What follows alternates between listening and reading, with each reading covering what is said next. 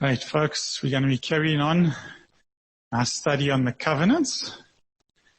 We're going to be looking at Jacob and Laban, the covenant that they had between themselves, and what we can learn from that in Scripture. And if you remember, a covenant is just a term for a contract or a deal, an agreement, a testament or last will, all those kind of terms that we have today speak of what is known in the Bible as a covenant. And a covenant, we saw, was always a crucial part of God's relationship with his people. God uses this as a metaphor to describe the relationship between him and humankind. And so the covenant we're going to look at is a covenant of parity. Remember, that was a covenant that was between equals and was a covenant that had conditions attached. And we're going to look at the one between Jacob and Laban in the book of Genesis. But first, I'm going to give you some quick background to the drawing up of that covenant. Now, if you remember, if you know your Old Testament, that Jacob had insisted that his hungry and impetuous brother Esau would swear an oath. Now, that was also a covenant term, and that was a very basic covenant, and effectively he got him to promise the birthright in exchange for a bowl of stew. So it wasn't a very fair covenant. Jacob certainly got the better deal, but it was because Esau was impetuous and he just gave in to his hunger rather than think things through and forfeited his birthright.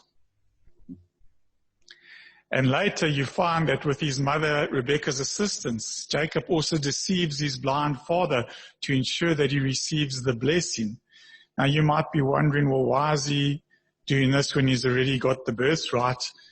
Well, was a difference between the birthright and the blessing. The birthright was something that belonged to the oldest son, whereby we see in the Old Testament law they would get a double portion of the inheritance. And the birthright also established him as the spiritual leader of the father. In this case, it would be the one who would inherit the spiritual blessings of Abraham. But the blessings were given to all the sons and daughters. And we see that in the case of Jacob near the end of his life, where he blesses his children. But yeah, there was a special blessing for the firstborn. And so Jacob comes under the guise of being his brother, and he deceives his blind father so he can also procure that blessing. Now Jacob used deceit to get the blessing, but if we look at Esau, he had some more serious character flaws because his response is similar to Cain. Remember, Cain, out of envy, wanted to murder his brother, so he starts making plans. And he says, well, as soon as my father's dead, I'm going to kill my brother for revenge because he's taken my birthright and he's taken my blessing. And so to escape his brother's vengeance, Jacob leaves Beersheba. Remember we spoke about Beersheba. That was where Abraham made that covenant with Abimelech. And it meant the well of seven, or the well of oath, because they had 7 lambs as part of the covenant ceremony. And we also saw it as that same place where Isaac established a covenant with Abimelech. And so he has to flee from Beersheba, and he goes through Bethel. Remember the house of God? That's where he has an encounter with God, and he has that dream. And he heads on to Haran, to his uncle Laban, his mother's family. And he works for his uncle for 20 years, 14 of which are in payment for his wives, and the other 6 he uses to accumulate wealth in terms of livestock. Just want to mention to you that it's possible that he actually stayed as long as 40 years there, and I'm not going to explain to you why. When you look at the chronologies, it makes a lot more sense if he stayed there longer, but I'll just mention that in passing, because I don't want to get sidetracked. But we find that Jacob deceived his father and he stole Esau's blessing. But he now meets his match. He meets Laban, who is a first-class con man. and he gets a taste of his own medicine. And so it says in Isaiah 8 verse 7, they sow the wind and reap the whirlwind. The Bible teaches what you sow, you're going to reap. Now, we like to think of that in a positive way. Also in a negative way, if you sow deceit, you're going to reap that. And that's what happens to Jacob. He offers him 7 years service in exchange for marrying Rachel, and he ends up being duped into working 14 years and into marrying both of his daughters, which he didn't want. And Laban defends his fraudulent behavior, and he says that it was the custom, and that's why he had to do it, to marry the eldest daughter first. But Jacob plainly had no idea of such a custom, and it's unlikely that he would have given 7 years service for Leah because he loved Rachel. And so he is duped. Years later, when Jacob has increased a lot in terms of worldly goods, he's worked for Laban, and he has an agreement whereby a portion of the flocks are his, and he's grown very wealthy. And we read that Jacob heard that Laban's sons were saying, Jacob has taken everything our father owned and has gained all this wealth from what belonged to our father. So once again, these guys are not happy when someone who is perceived as a foreigner is prospering and doing well because of his hard work. And we read that Jacob noticed that Laban also changed in attitude towards him. The friendly conman who first liked his son-in-law now starts having a bad attitude towards him as well. And the Lord says to Jacob, go back to the land of your fathers and to your relatives, and I will be with you. Now that might seem like an easy thing to do, but remember the Lord's telling him to go back to his brother who has made a vow to murder him. Okay, so this is a step in faith that Jacob has to take. He is in a bad situation, but he's going back to something that might not be any better. So Jacob sent word to Rachel and Leah to come out to the fields where his flocks were. And he says to them, I see that your father's attitude towards me is not what it was before, but the God of my father has been with me. You know that I've worked for your father with all my strength, yet your father has cheated me by changing my wages 10 times. However, God has not allowed him to harm me. We find that Laban's daughters don't seem to have a very good relationship with their father either. They say, do we still have any share in the inheritance of our father's estate? So it appears that either they've been disinherited or because Jacob's doing so well, the father didn't think they were entitled to anything. Does he not regard us as foreigners? Not only has he sold us, but he has used up what was paid for us. Surely all the wealth that God took away from our father belongs to us and our children. So do whatever God has told you. And so Jacob puts his children and wives on camels and has the livestock driven on ahead, and with all the goods he's accumulated, and he heads off to go back to his father Isaac in the land of Canaan. And so yeah, we see the reverse direction. He's going from Haran, he's headed towards Beersheba, and they're going to pass through Gilead, and we'll see later on why it got that name. Crosses the Euphrates River, and it's 3 days later that Laban is informed that Jacob had fled. It's possibly because you'll find that they'd actually put 3 days distance between them. So someone decided to tell on him and goes and reports to Laban that he's gone. And so Laban takes all the relatives with him and he pursues Jacob for 7 days, and he finally catches up with him in the hill country of Gilead. Jacob had pitched his tent there when Laban overtook him, and it says that Laban and his relatives camped there too. Then Laban's very angry and he says to Jacob, what have you done? You've deceived me and carried off my daughters like captives in war. Now, Laban was obviously very angry because even though Jacob has a 3-day head start, he spends a whole week chasing him. So effectively, Jacob has been traveling for 10 days. He's almost home when he has Laban catch up with him, intent on punishing him. And so Jacob is between what we call a rock and a hard place. Laban has caught up with him. He wants to punish him clearly, and he's heading to Esau, who earlier is about to kill him. Laban accuses him of kidnapping his daughters. Notice he doesn't call them your wives. He says, my daughters. You've carried them off like captives in war. But we saw that they hadn't been taken against their will. They themselves felt that there was no longer any bond of affection with their father. They said, are we not considered strangers by him? They were quite happy to leave without saying goodbye as well. And this is quite rich because he says to Jacob, why did you run off secretly and deceive me? How dare you deceive me? Never mind the fact that he has deceived Jacob repeatedly, deceived him about which daughter would be his wife, and we see that he had repeatedly changed Jacob's wages. And we often see our own faults more clearly in others. He accuses Jacob of being a deceiver when he was a greater deceiver. And of course, we have another example in the Bible of that with David.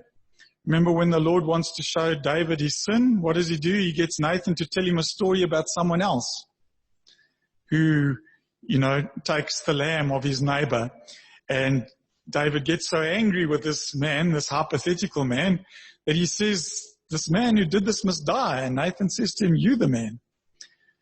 David was able to see his own sin so much better in someone else.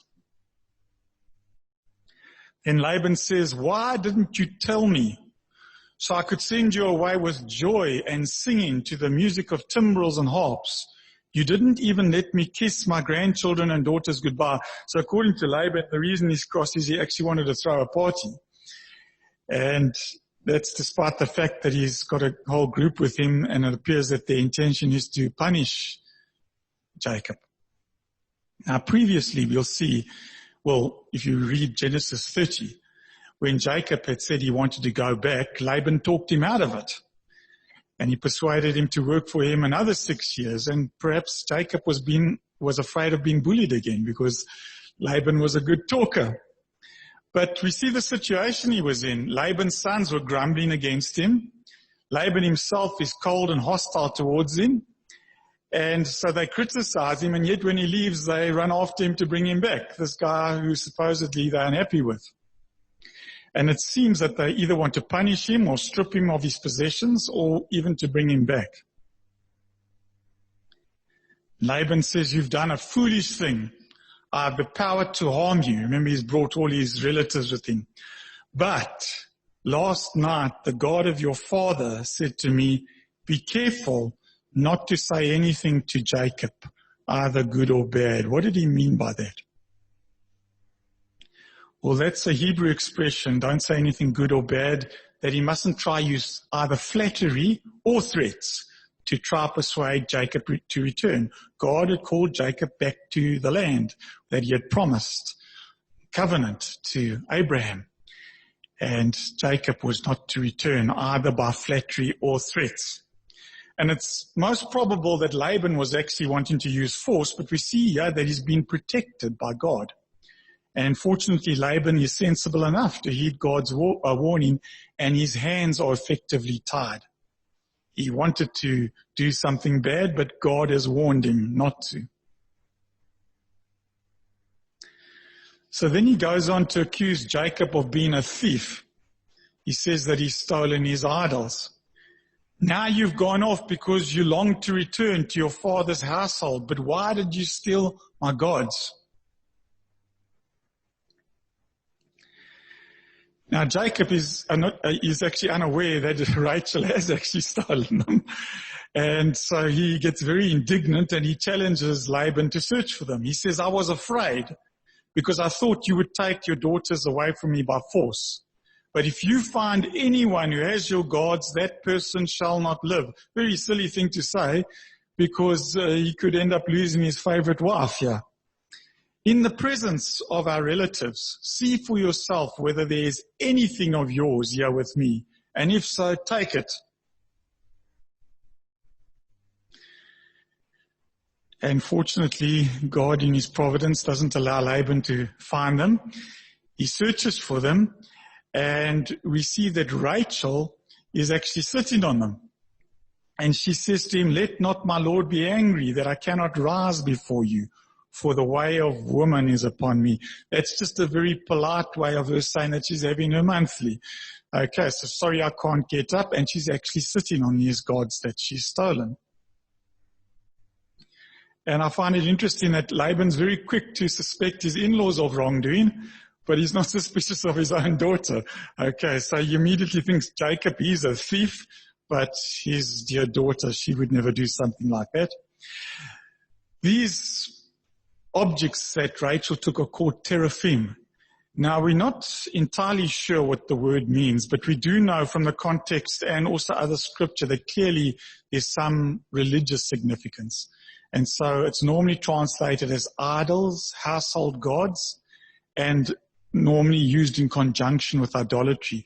They must have resembled people, or at least a face, because you find that in 1 Samuel, when Saul sends some hitmen to take out David, his wife Michal puts a teraphim in his bed to fool them, and she says, no, he's sick and he's in bed. So either it was just the head or some sort of idol that looked like a man. The fact that Rachel could just be sitting on them, they were obviously not very large.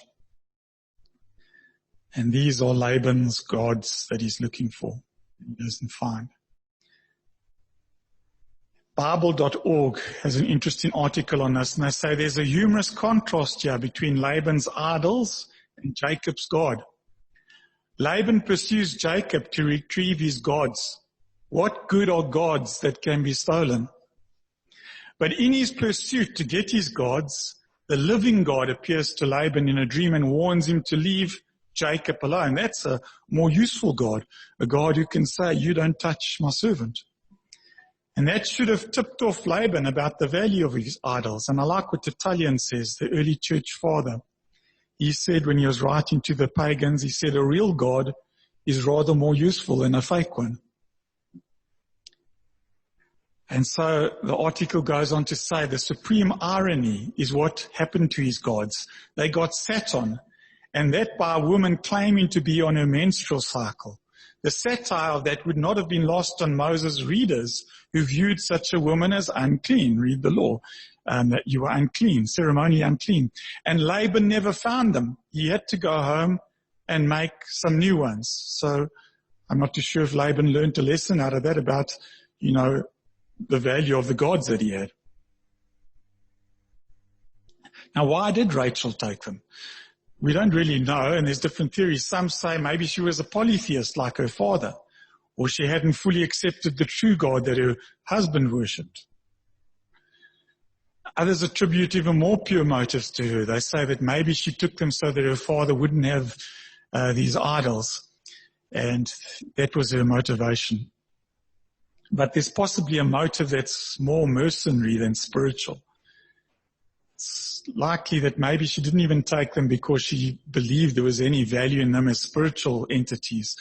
They discovered what were called the Nuzi tablets in that same region, and they date from about 400 years after Jacob, and a lot of the customs of the area are recorded there, and there's a lot that corroborates the customs that we find in the book of Genesis. And again, I won't go into detail on that.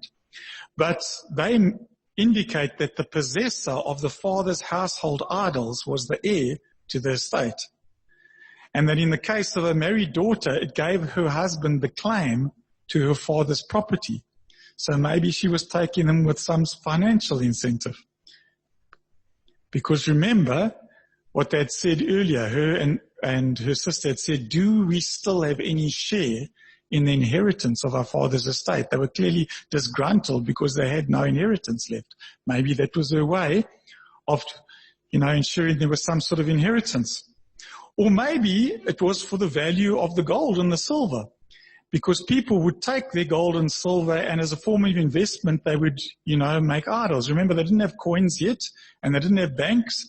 And that's why in Deuteronomy 7 verse 25, it actually says, the images of their gods you are to burn in the fire. Do not covet the silver and gold on them, and do not take it for yourselves, or you will be ensnared by it.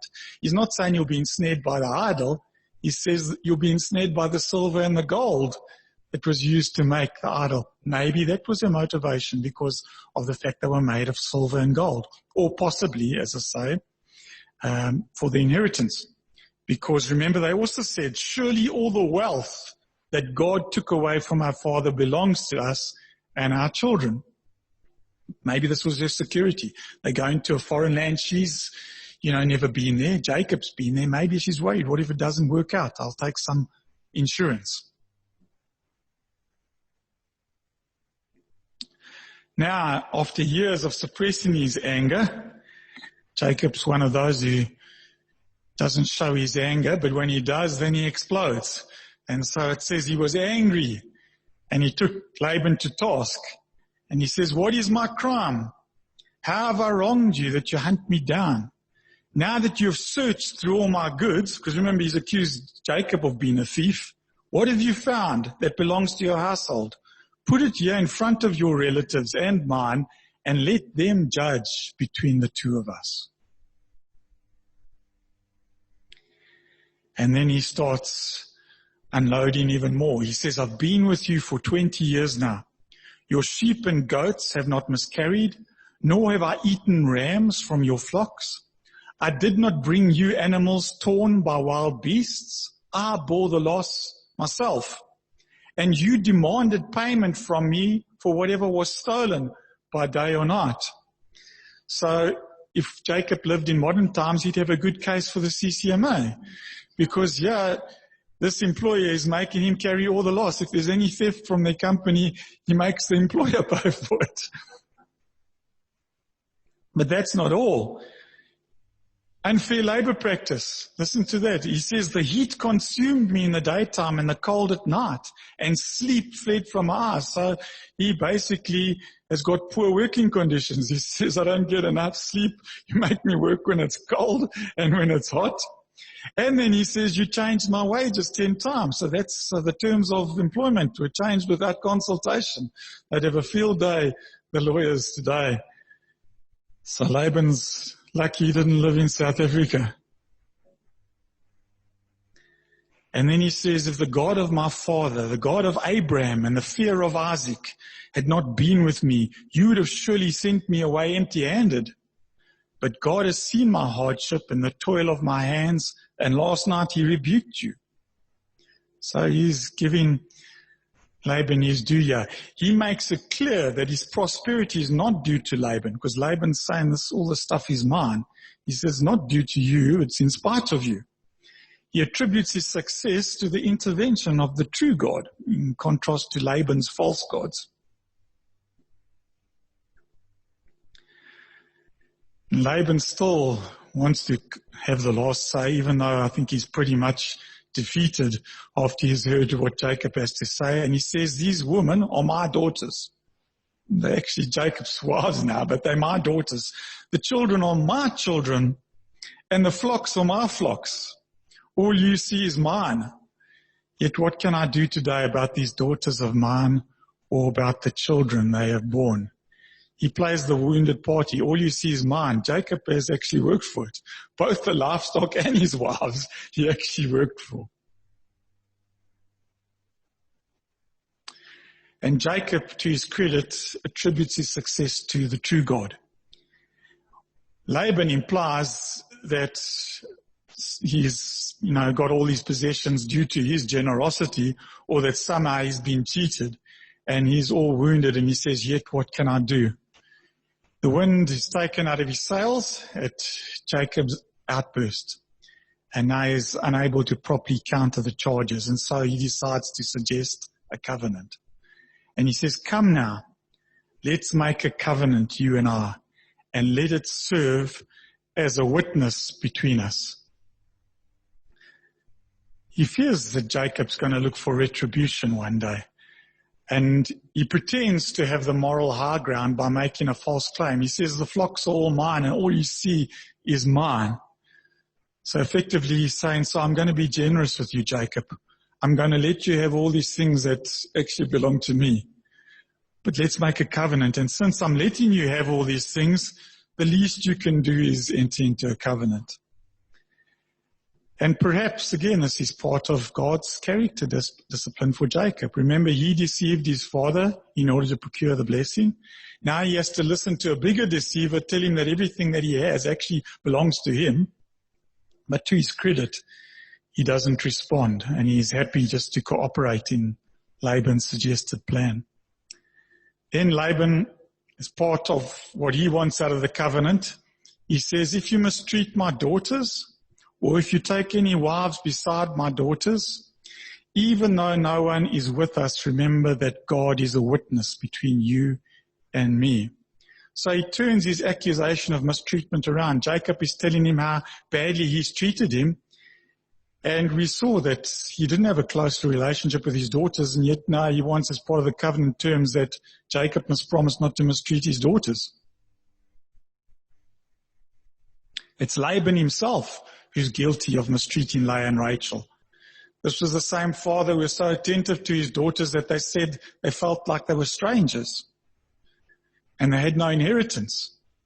Although it was customary to provide his daughters with a dowry, Laban did not do so. Rather, he obtained payment for them from Jacob. Now, often we think, well, that was maybe just the custom, but it's difficult to tell because clearly they felt slighted by it. Because what do they say? They say, he has sold us. So if that was just the custom to do this, why did they speak about almost as if he had sold them as slaves?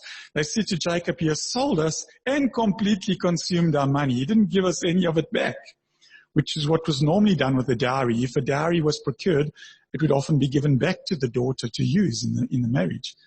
They said he sold us and he's consumed the money himself. Leah in particular was treated as a commodity and an unwanted one as that. Laban doesn't appear to think that she's going to be able to find herself a husband, and so he has to trick Jacob into marrying her. And he makes some money out of it. Well, he gets 7 years free labor out of Jacob in the process. He deceptively sells her to Jacob, who actually loved her sister.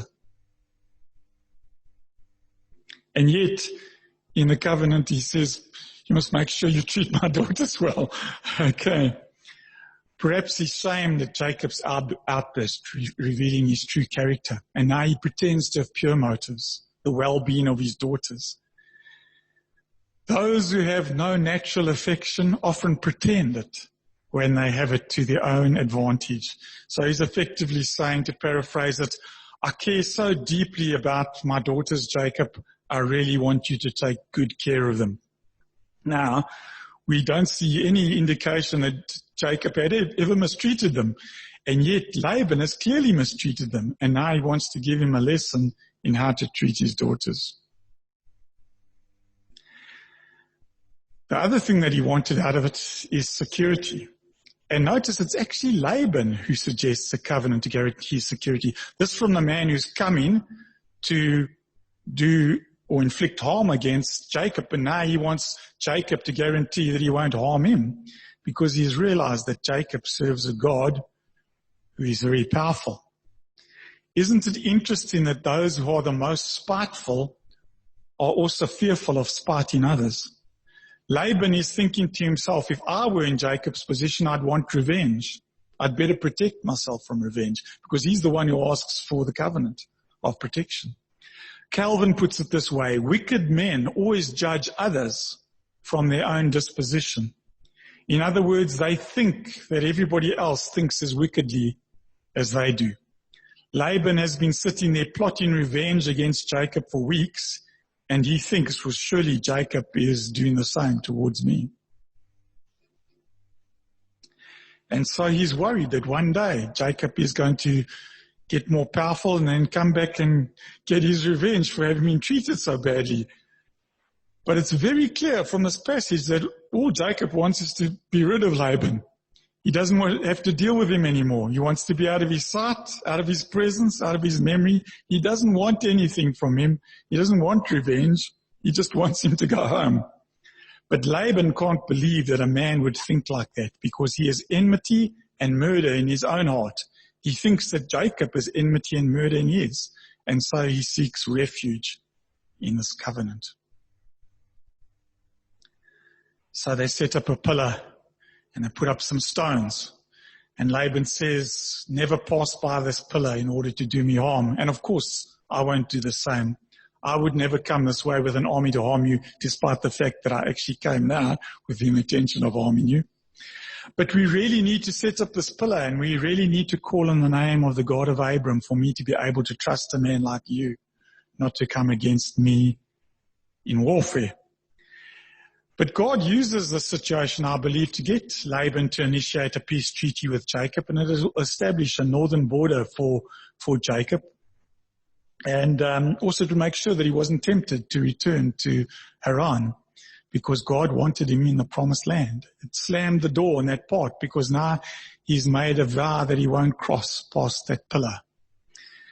And it locked him forward into a forward course towards Canaan in spite of his fears of Esau. Now remember, we saw earlier, Jacob offered Esau a second-rate covenant. Basically, your birthright for a plate of stew. Not a very good deal. Okay, Esau was silly enough. He wasn't tricked. He took it just because he was hungry and he didn't value the birthright. But now he gets offered a covenant where Laban exonerates himself for all his cheating, and he gets Jacob to promise there won't be any retribution. And remember, he had previously had this other second-rate covenant with regards to his daughters, where he ended up having to work double the time and to get an extra wife that he didn't want. And imagine Jacob in this position now, and this is why I say I believe God is both disciplining him and teaching him that he himself has been deceptive and he needs to change. He has to now swear, because remember they took an oath in the covenant, he has to swear, Laban, I'm not going to come and hurt you, when in fact Laban was coming to hurt him. But on top of it, he has to swear that he won't mistreat Rachel and Leah, something he's never done. But Laban has done. And yet Jacob would have had to swear, I promise I won't mistreat Rachel and Leah, I promise I won't come and harm you. And that must have, I think, irritated him. But again, he says nothing. The men desire peace, but they don't trust each other. So they build a mound of stones to keep them apart, and they set up a pillar. Laban says, here is this heap, and here is this pillar I've set up between you and me. This heap is a witness, and this pillar is a witness that I will not go past this heap to your side to harm you, and that you will not go past this heap and pillar to my side to harm me. And so Jacob takes a stone and he sets it up as a pillar, and he calls all his relatives, and they all gather stones. The reason they're doing that, they're all being called effectively as witnesses to the covenant. So that everyone who grabs a stone and puts it there, when they saw that pile of stones, they would remember they were witnesses. And we find that Laban called it, and I'm not too sure how this is pronounced, Jagar Sahadutha, that's the term in his language, and Jacob calls it Galid, which is the Hebrew term. They're effectively equivalent terms, by the way. They just mean witness. Laban said, this heap is a witness between you and me today. That is why it was called Galid, or we say in English, Gilead. And that's where you got the name Gilead from. But it was also called Mitzpah, because he said, may the Lord keep watch between you and me when we are away from each other, even though no one is with us. Remember that God is a witness between you and me. Now, I want to tell you folks, that's not a blessing. Some people actually call it the blessing of Mizpah. May the Lord keep watch between you and me when we are away from each other, when they're parting. He's not saying may the Lord keep watch over you and me. He says may the Lord keep watch between you and me. In other words, he's basically calling on God to punish the one who violates the treaty. So this was more of a hostile thing that he's saying. And Galid comes from the Hebrew gal, a heap of stones, and id, which is witness. And it's the same as I mentioned in the Syrian tongue that Laban calls it. And Mitzpah means a watchtower. God is in a watchtower to punish whoever breaks the covenant. Now, what else can we see in this? Verse 44, he says, let's make a covenant, you and I, and let it serve as a witness between us. So he speaks of the covenant as being the witness. But then in verse 52, he says, this heap is a witness. And this pillar is a witness. So what is the witness? Is it the covenant? Or is it the heap of stones and the pillar, which are actually the sign of the covenant? Both are. So the covenant is the witness and the covenant sign. Now you'll see the importance of this, because sometimes in Scripture the covenant sign is referred to as if it is the covenant. And this will explain some things that we see elsewhere in Scripture. Remember, God says to Abraham, you are to undergo circumcision, and it will be the sign of the covenant between me and you. So God speaks of circumcision as being a sign of the covenant he has with Abraham. But in Acts 7 verse 8, Stephen says he gave Abraham the covenant of circumcision. So the sign and the covenant are used interchangeably. And this throws some light on some difficult passages in the New Testament. Remember, our new covenant has also got two signs. What were they? They were the sign of baptism and the sign of communion, the bread and the wine, the cup. 1 Peter 3 verse 21, it says, this water symbolizes baptism that now saves you. Now when we first read that, we think, what? I thought I was saved by grace through faith alone, in Christ alone. How can baptism save me? Isn't that what we call baptismal regeneration? Baptismal regeneration is a doctrine that says you have to be baptized, else you're not saved. And that's part of the process.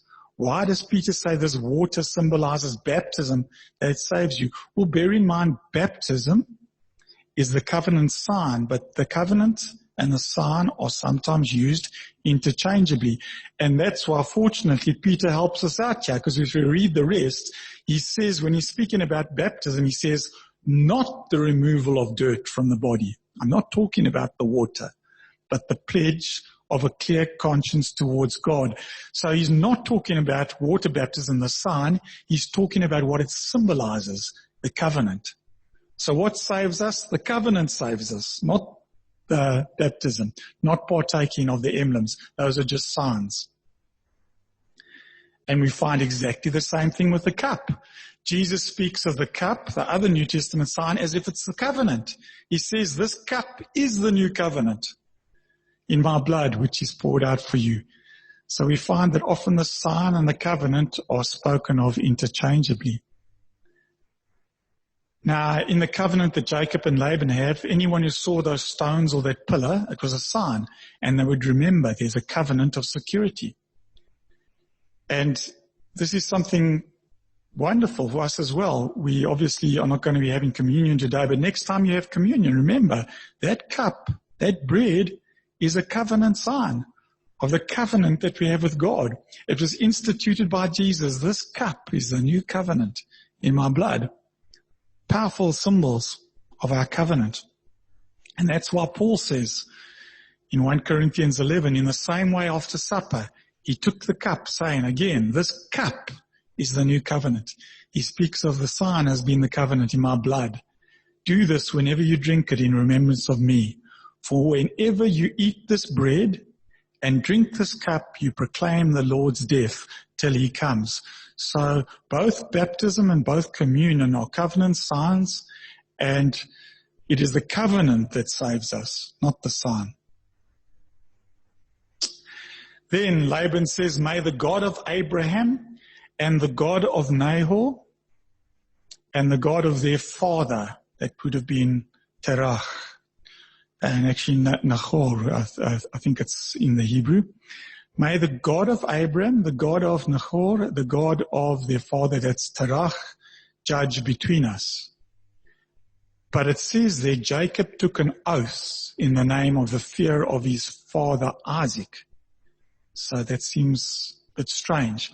Now I want to tell you, when Laban's speaking here, he's not talking about one God. If Nahor and Abraham had the same God, he would have said, may the God of Abraham and Nahor, who was his brother. He says the God of Abraham and the God of Nahor and the God of their father. Now I want to show you, their father had a different God. They're not synonymous. And how do I know that? I know that from the book of Joshua. Joshua said to the people in 24 verse 2. This is what the Lord, the God of Israel, said. Long ago, your ancestors, including Terach, the father of Abraham, and Nahor, lived beyond the Euphrates River and worshipped other gods. So Laban's not just calling on God. He's saying, may your God and my God and our father's God and the grandfather's God, all be witnesses. He's a polytheist. I mean, remember, he was coming to look for his gods. He believed in Yahweh, Jehovah, but he also believed in a whole lot of other gods. And to his credit, we find that Jacob says he swears his oath by the fear of his father Isaac. Isaac only ever served one God, and that was the true God.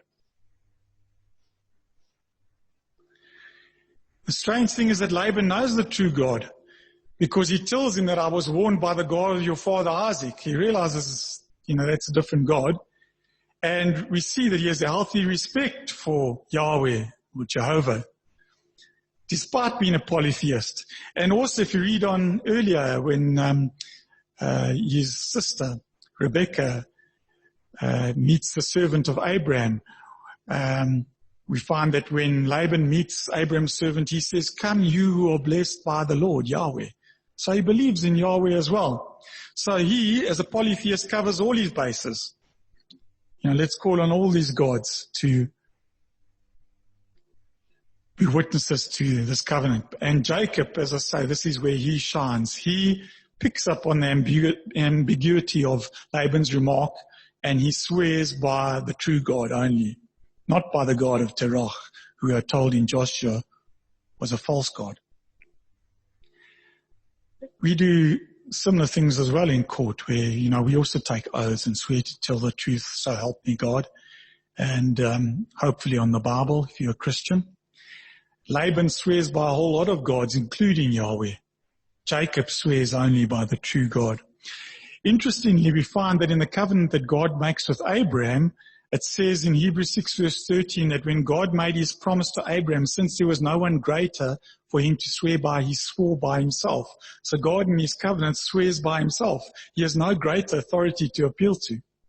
So in the covenant we have, the new covenant as well, God has made an oath and he's sworn by himself. But this covenant between Jacob and Laban fulfilled its purpose. It was designed to establish security because they had a very distrustful relationship. They took an oath to show their commitment. And remember, we too have a covenant. We were formerly enemies with God, and we now have a covenant which has ended hostility between us and God. And I can tell you folks that it's offered in a far better spirit than this one was. We find that there was a very hostile attitude between these men, and they both have a go at each other, and eventually they decide, well, let's be friends. Let's make a covenant. The oath gives us confidence and assurance in the covenant promises. That's why Laban wanted a covenant. Laban wanted to protect himself from the hateful aggression of Jacob, which actually didn't exist. And so he sought a covenant, a promise, and an oath. But when God wanted to assure us, our doubting hearts, that he was going to fulfill everything, that he's no longer an enemy of us, that he loves us, he gave us a covenant. And he swore an oath by himself, because there was no one greater by whom he could swear, so that you could be assured that he was absolutely unchanging in his purpose. We saw that God is not a man that he should lie on Friday. He doesn't back down on his covenant. He has sworn an oath in terms of redemption and all the other covenant promises. And then we see that they had the characteristic covenant meal. So Jacob offered a sacrifice there in the hill country and invited his relatives to a meal. After they'd eaten, they spent the night there. What's the significance of that? Remember, the meal indicates the cessation of enmity.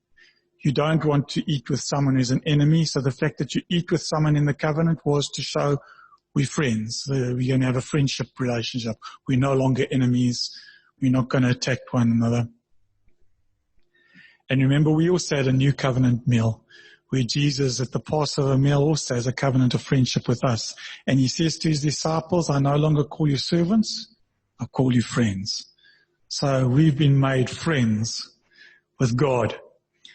And we have a ceremonial meal, and remember, that is what is signified by the communion. It points back to that time, that Last Supper, that covenant meal, which reminds us that we have a covenant of friendship with God. Early the next morning, Laban kissed his grandchildren and his daughters and blessed them. And then he left and returned home. And he then disappears from the biblical record. And G. Campbell Morgan observes that the last sight we have of him is the interesting spectacle of a man kissing his sons and daughters after having wronged them through all the long years. Now Laban, as we draw to a close, I want to point out to you, he represents the world. He's the kind of guy who gives you a friendly slap on the back and he takes your wallet at the same time. Okay, he's deceptive. He can't be trusted. He represents the world. Beware of the world. He tosses around spiritual language as if he believes in the Lord. But obviously he's a polytheist who will use whatever God suits his current advantage. So you hear him talk, sometimes you think, well, God appeared to me and may God bless you when he sees, Abraham's servant. But then he wants to invoke some other gods in the covenant as well. And he's searching for his idols that have been stolen. He's very upset.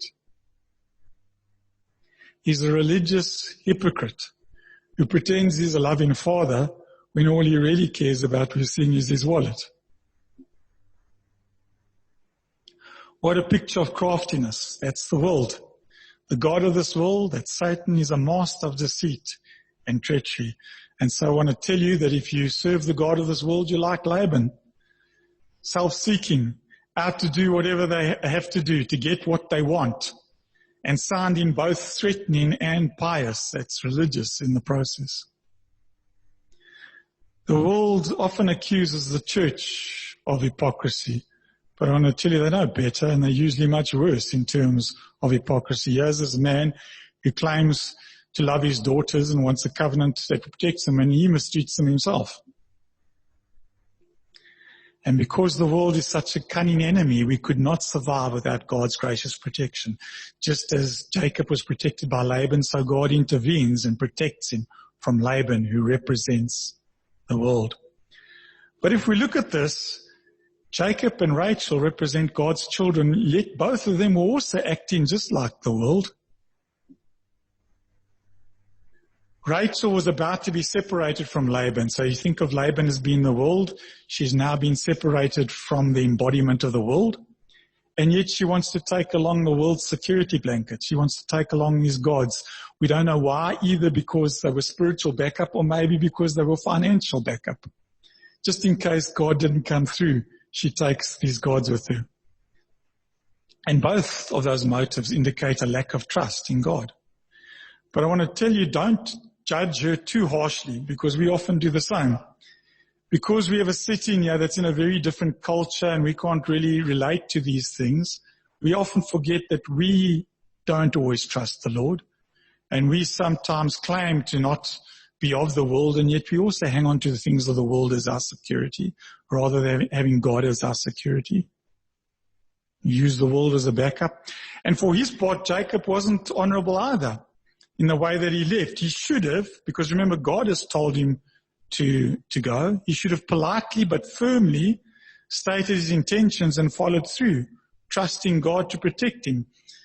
He sneaks off, and it ends up that they end up having a big fight and calling each other names and telling them about how badly they've treated each other. And yet, in spite of all of this, we see that God protects both Rachel and Jacob. He protects Jacob because when Laban wants to harm him, he comes and warns him, don't you touch him. Don't you try and entice him to come back. Don't you threaten him. And don't you, promise him things in order to come back, good things. We find that Rachel as well is protected. And so Stephen Cole writes, when our kids were younger, they enjoyed playing in the waves at the beach. They didn't realize how powerful some of those waves can be. They were so excited with the fun they were having that they were oblivious to the danger. What they didn't know was that Marla and I never took our eyes off them. We were always watching to protect them from the waves. God watches each of his children that way. I think that when we get to heaven, God is going to replay some scenes from our lives so that we will see how time and time again He graciously protected us from situations where we could have destroyed ourselves, because like Rachel, stealing Laban's idols, we were so much like the world. And so Jacob sneaks away without a goodbye, and Rachel steals and then tells lies and deceives her father, yet God graciously protects him. And remember as well, Jacob had foolishly said, if you find your idols and the person who's got them shall not live. I don't know if they would have carried out on that, but if they had, he would have lost his favorite wife. God protects her. And you might be thinking, why? When they're behaving so badly. Donald Gray Barnhouse notes, if we are perplexed by the blessing of God in the midst of the most sinful environment, we must remember that there would be no blessing whatsoever if human merit were the prerequisite to God's display of power and bestowal of blessing. Here we see the grace of God manifest in utmost splendor. In spite of thievery and deception, God protected his own. The danger is, don't presume upon God's protection. Don't tempt the Lord. Sometimes people think, well, that's great. If God protected, these guys and they were behaving so badly, well, then I'm safe. The Lord will protect me. We are told very clearly that we must not tempt the Lord. J. Vernon McGee once told of a man who had become so caught up with the idea of God's sovereign protection of the believer under every circumstance that he said, Dr. McGee, I am so convinced that God is keeping me, no matter what I do, that I think I could step out into the midst of the busiest rush hour traffic, and if my time had not come, I would be perfectly safe. Dr. McGee replied, if you step out into the traffic at rush hour, brother, your time has come. Okay, God protects us, but we cannot presume on his grace. We also have some people as well who are very foolish in the pandemic, and they think, well, we can tempt God because God promised to protect me. I can walk around and I don't have to take precautions. I don't have to practice social distancing or wear a mask or whatever it is. God will protect me. Don't presume upon God's grace, even though we see sometimes he is very gracious despite our failings. So in conclusion, we've got three main characters. Which one are you most like? Are you like Laban? You use God as long as he seems to be helping you prosper. But if it doesn't appear to be working, you try something else. Remember like what Saul did. Saul called upon God, didn't get an answer, so he goes to a medium. The occult, a witch. Self is really your God, and you need to turn from your idolatry and submit to Jesus as Lord. Perhaps you like Rachel. You may know the true God, but you're carrying your idols from the old life with you. It's kind of hard to tell whether you're in Christ or in the world. What do? You need to make a decisive break with the world and trash the things in your lives that you know are not pleasing to God. Put away your idols. You don't need backup from the world. And they might not be idols like she had, but they might be other things that take the place of God in our lives. Or finally, are you like Jacob? And so, we see throughout this whole process, God is dealing with Jacob, a man who has character flaws, a man who has deceived and done things that are wrong. But to his credit, when it comes to the crunch, he decides to swear an oath, and he swears only by the true God. And he gives God the credit for protecting him and for blessing him. You wanting to obey God, and you distance yourself from the ways of the world. Remember, Laban is the world, and now Jacob is removing himself from the world, and he's going back to the promised land, to the land of covenant. You need to keep growing in the direction of reverencing God as your only Lord, and not go back to the things that formerly enslaved you. God didn't want him to go back to Haran. At times you'll feel like you're between a rock and a hard place, as he did, in seeking to live separately from the world. But you'll have the joy of knowing that the God of Jacob is protecting you as you do. We see how Jacob swore by the God of his father, and how God came through for him despite his failings.